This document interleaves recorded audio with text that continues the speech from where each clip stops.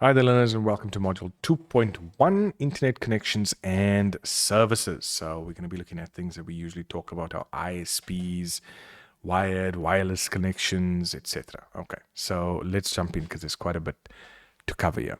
So the first thing we're going to look at is the Internet. What is the Internet?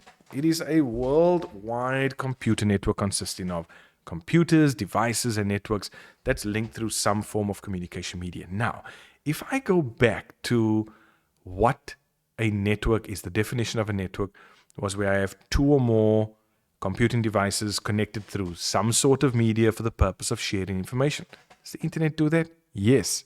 Two or more devices, because now we're talking about connecting networks around the world through some sort of media for the purpose of sharing information.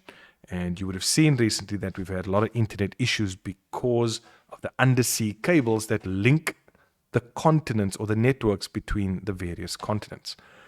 Now, our WAN, this is a wide area network.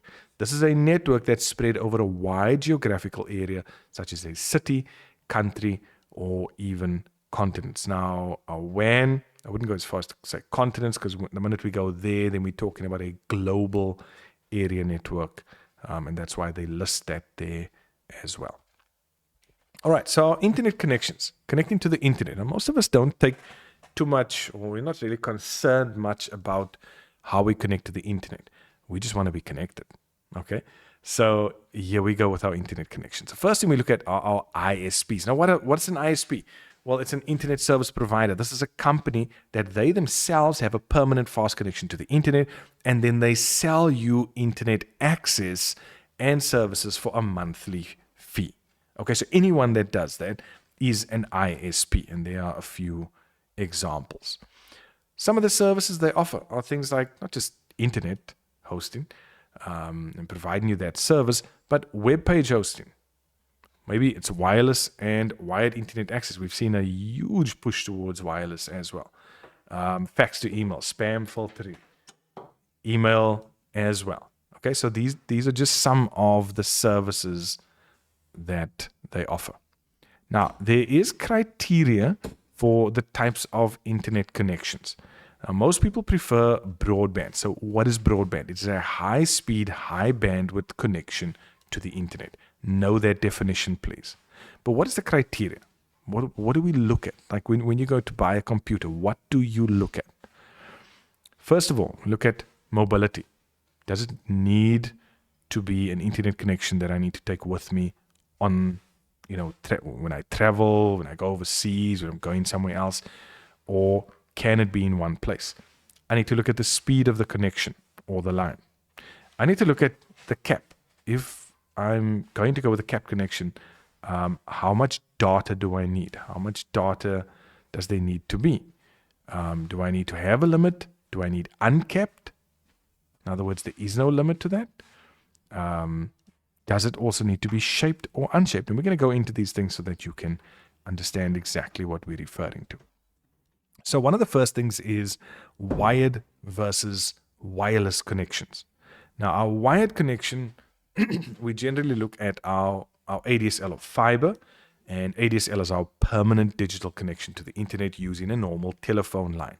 This is split into two channels, one for phone calls and one for the internet. This was an upgrade to the old internet connections, all right? Now, most of what we have is fiber, and I've shown you in another video where, in fact, what the fiber cables look like.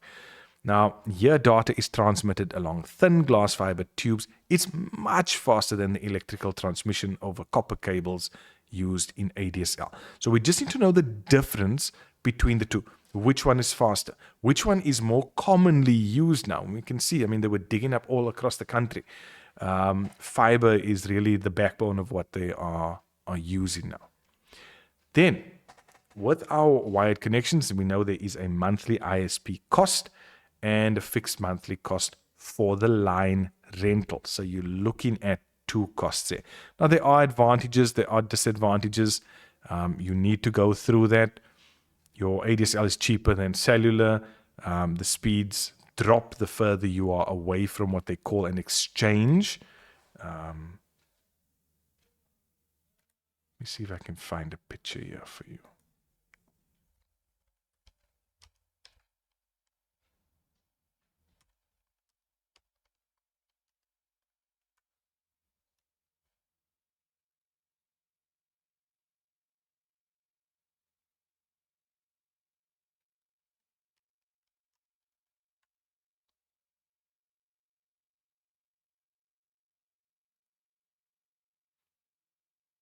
Okay, so I'm sure you've seen these boxes.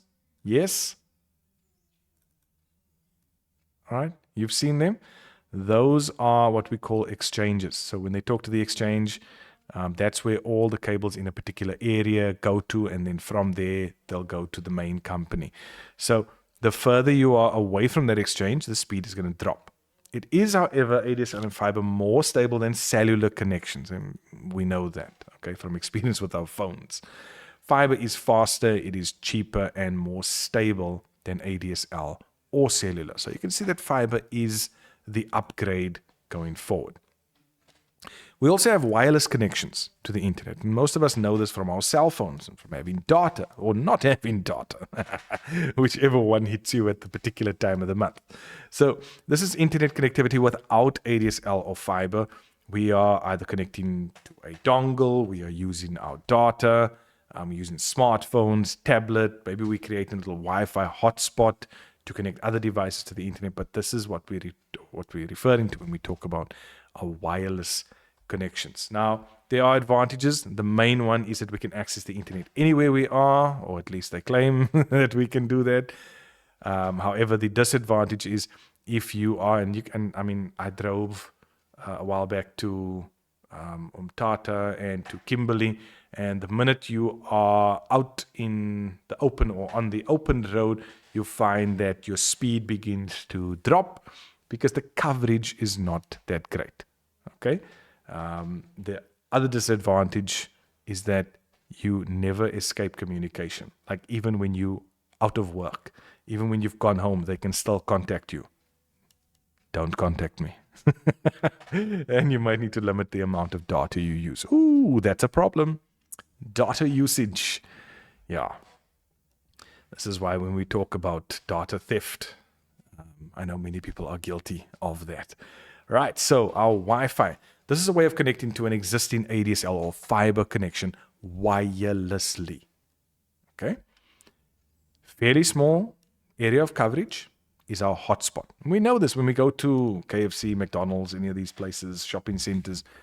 We find that they have Wi-Fi available, but they limit generally the speed. They do give it to us for free, but it's just enough for you to do the basics. Okay, and all you need to do is the basics. Like really, you don't need more than that.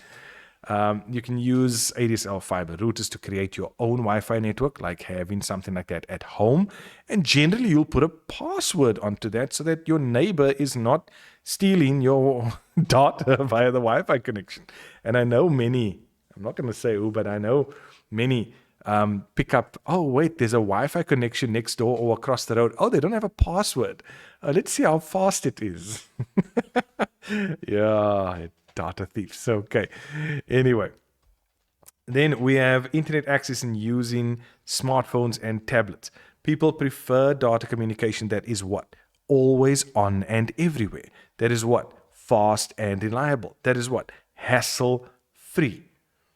The minute a company can do that for you, they don't, people don't care actually what they need to pay for that. But if they know the data is always going to be on, it's going to be stable, it's going to be fast, it's going to be hassle free, that's what they're looking for. Okay. Now, with regards to that, people also expect their mobile devices to be always on. And this is why your laptops have been designed in such a way it can go to sleep and then wake up when you need to use it. They need to be always connected as well, right? Again, it's not always so great to be always connected, but this is what people expect from their mobile devices. Now, most mobile devices have built-in 3G or 4G. We've gone into 5G. We've gone into LTE as well, cellular technology, and the hardware to connect to any standard Wi-Fi network. Now, this is a big deal because in the past, your phone could only connect to certain cellular technology. So it was actually a huge deal when they said there was a particular phone that could now connect to 4G cellular technology, even though 4G cellular technology wasn't all over the place. But if it was, your phone would be able to connect to that. All right. Same with the 5G and LTE. Now, here you'll connect to the internet using cellular technology whenever a cell phone signal is available. It'll automatically switch over to a Wi-Fi connection whenever that is available. And then they talk a little bit about Wi-Fi versus cellular. Now, this is important because I know some of the tablets, especially with the Apple tablets, some of them are Wi-Fi only, which means that device can only connect to a Wi-Fi network that's available. If you have one that's cellular, it now means that you can insert a SIM card into that device, and it can then connect to, wherever there is a cell phone signal.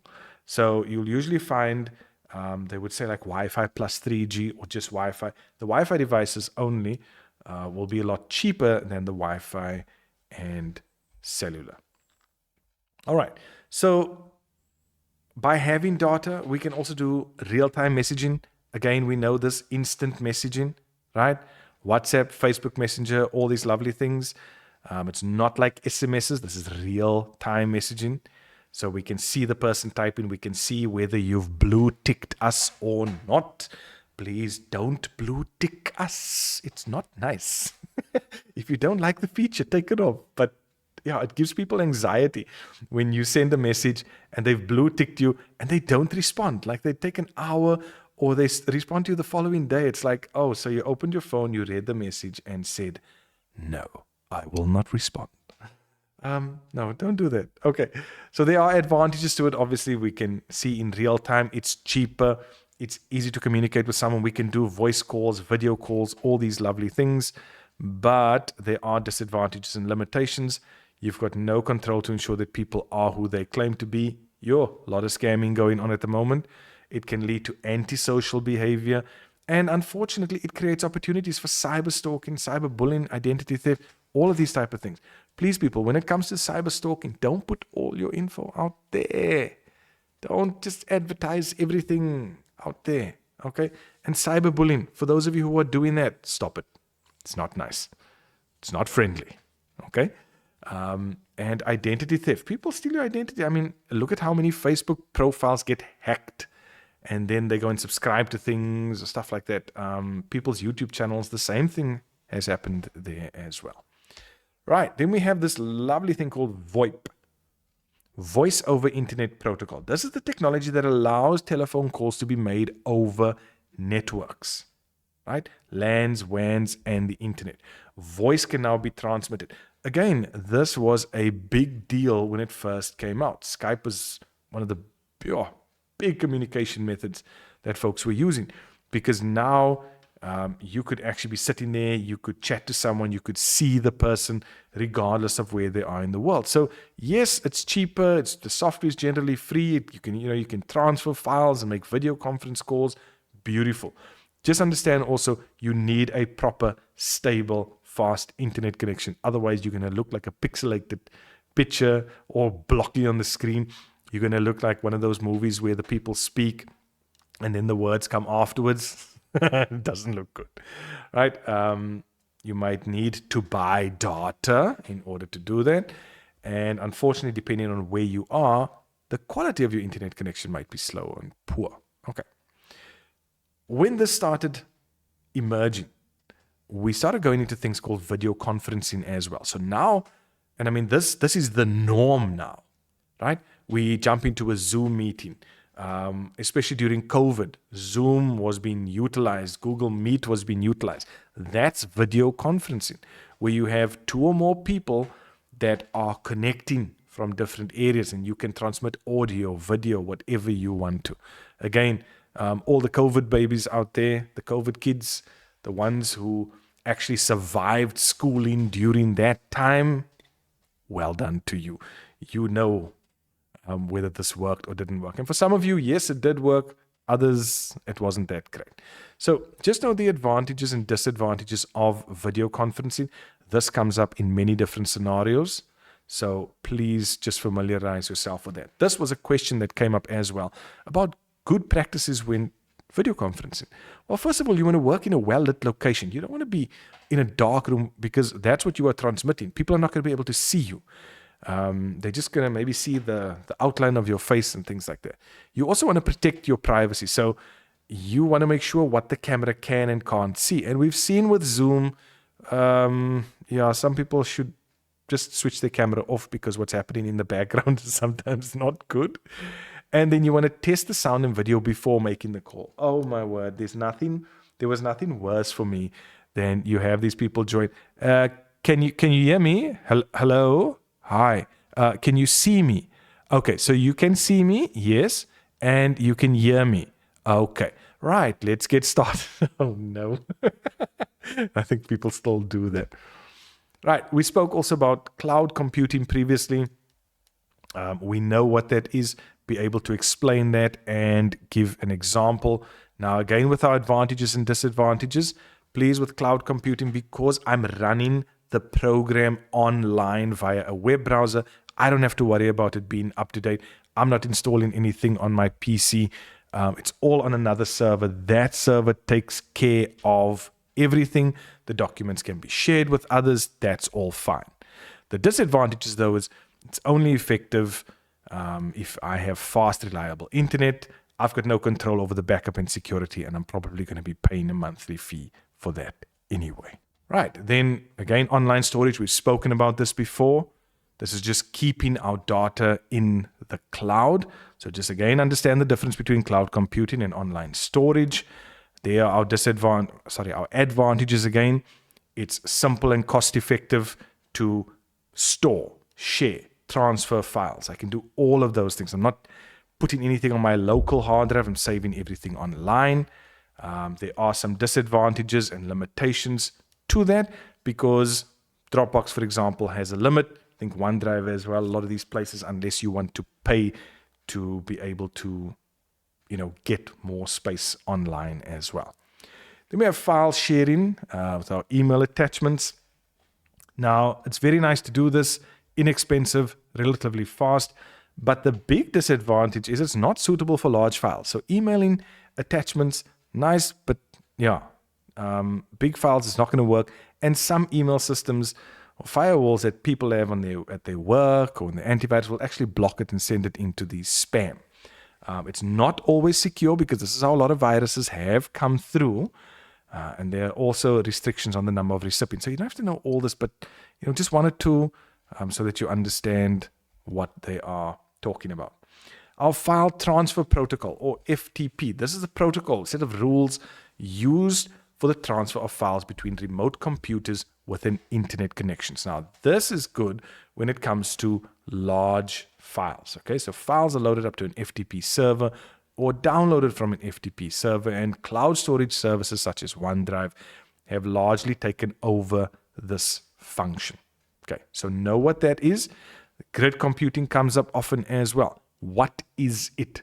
This is where we take the resources of different computers and share and use it at the same time to solve a single problem. So we're taking the processing power from multiple machines and bringing that together to get a particular answer or to solve a particular problem.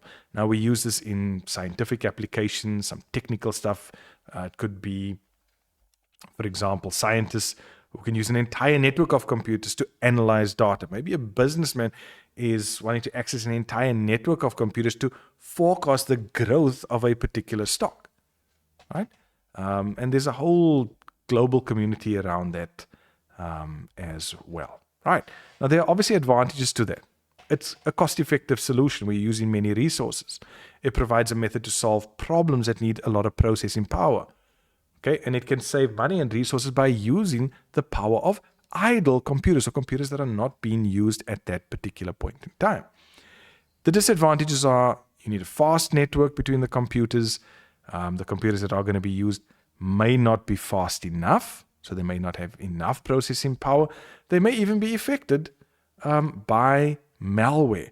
And when you put all of that together, that malware can spread through that as well. And then they talk about government internet services. Now, there are a number of them. I mean, everything from renewal of TV licenses to UIF, telephone accounts, passports, IDs, home affairs, all this type of thing. There are a lot of advantages to that because we can do a lot of this online. We can access the services whenever we want to. No long no long queues, immediate feedback, okay. But we can access a lot of the stuff online before we actually go in to stand in that long queue. There are certain obstacles like the digital divide is still a big one. That's the difference between those who have access to the technology and those who don't, those who know how to use it, those who don't.